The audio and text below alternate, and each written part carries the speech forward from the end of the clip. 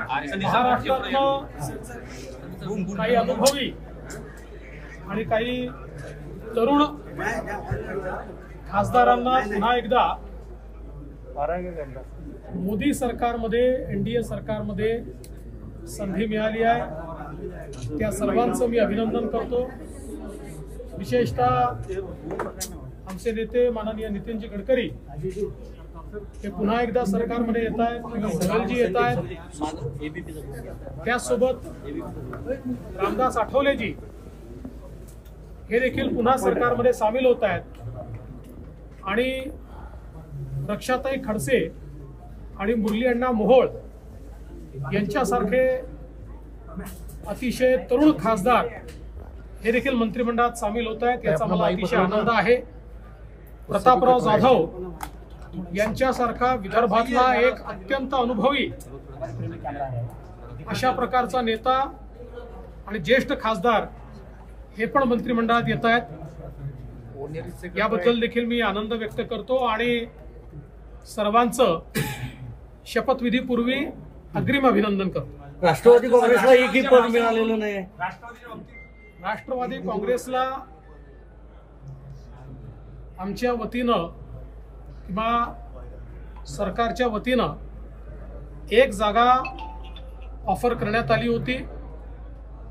राज्यमंत्री स्वतंत्र प्रभार अशा प्रकारे ही जागा त्यांना देण्यात आली होती, परंतु त्यांचा आग्रह असा होता की आमच्याकडनं श्री प्रफुल्ल पटेल यांचं नाव फायनल आहे आणि ते आधी मंत्री राहिलेले आहेत, त्यामुळे त्यांना आम्हाला राज्यमंत्री स्वतंत्र प्रभार हे करता येणार नाही। मात्र आपल्याला देखील ही कल्पना आहे की जेव्हा अलायन्सचं युतीचं सरकार असतं त्यावेळी काही निकष तयार करावे लागतात, कारण अनेक पक्ष सोबत असतात, त्यामुळे एका पक्षाकरता तो निकष मोडता येत नाही। पण मला विश्वास आहे की भविष्यामध्ये जेव्हाही एक्सपान्शन होईल त्यावेळी निश्चितपणे त्यांचा विचार त्या ठिकाणी होईल। सर, राष्ट्रवादी काँग्रेस पक्षाचा पुढे जाऊन काही समावेश होणार आहे का? आता नाराजी त्यांची आताही समावेशाचा प्रयत्न करण्यात आला, किंबहुना ऑफर आमच्याकडनं देण्यात आली होती।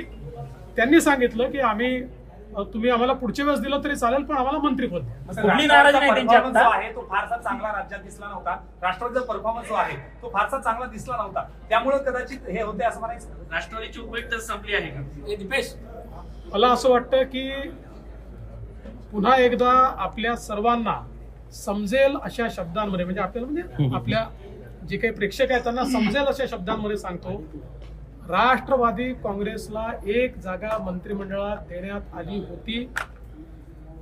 राज्यमंत्री स्वतंत्र प्रभार ही जागा त्या ठिकाणी देण्यात आली होती। त्यांचा आग्रह कॅबिनेट मंत्र्याचा होता। राज्यमंत्री स्वतंत्र प्रभार हा कॅबिनेट मंत्र्याप्रमाणेच असतो, पण त्यांची देखील अडचण होती की कॅबिनेट मंत्री पदावर राहिलेला माणूस त्यांना राज्यमंत्री स्वतंत्र प्रभारावर आणता येत नव्हता।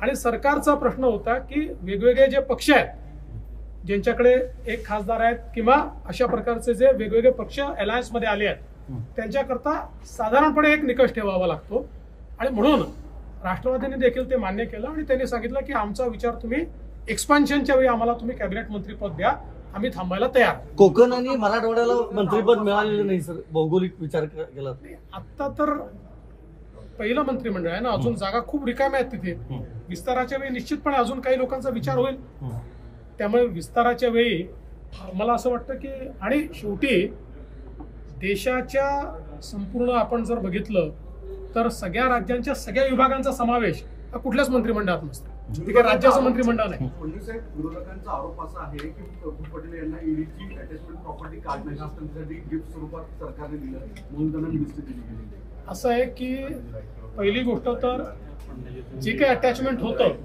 ते न्यायालयाच्या निर्णयाने निघालेलं आहे, न्यायालयाने ते काढलेलं आहे। त्याच्यामुळे मला असं वाटतं की अशा प्रकारचा आरोप करणं हे चुकीचं होईल आणि त्यांच्यावर अन्याय करायचं।